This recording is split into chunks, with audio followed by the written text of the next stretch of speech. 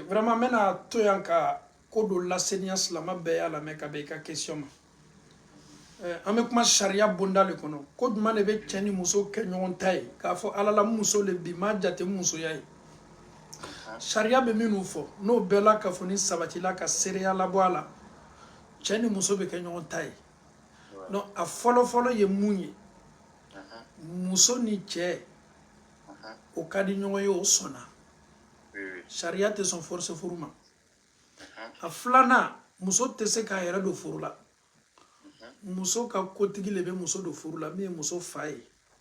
Ni fate kotigi ya be di ma bwerema.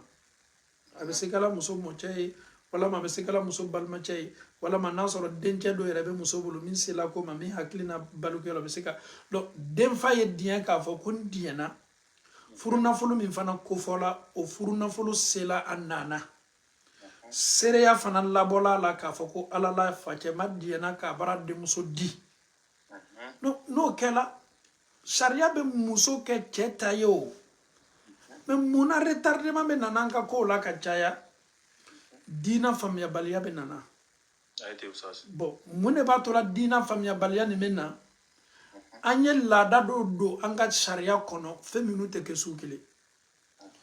do be tani woro folo e folo basi to la ore ka sera nyini mo fe ado ye nyini ni woro ye ado ye furusili lo yere woro mi mela siri saba mela siri kananai donc para meni mbefo ni mbebe sabati akana ke maw kono ka fo ko forcer le ko almami na ka furusiri non mo gbara be se ka furusiri madama akala village nyamo do akala ma la diri do yo ni fensu nunu be sere ay do ke ka kundo maintenant pour que on yara ye bossi kala sa ko islamaya ma famu ne fana me min fo beyi jija ni furu be na ke aw ye manyiningali ke folo amena furu siri donyuma mona parent chama te so nga furu siri lamna jona obstacle do be olu ye felo o boy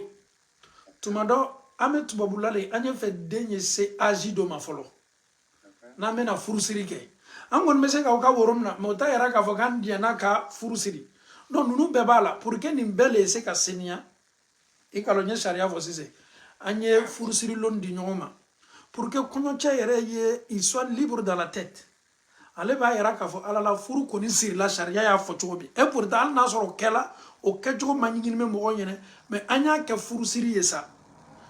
dina nya mo ina kana furusiri ka do o ke keni musori donc normalement le be conseil mon dima ma kono ninge ma kono ninke o inga conseiller ka dima kono ninke ni Allah taala sona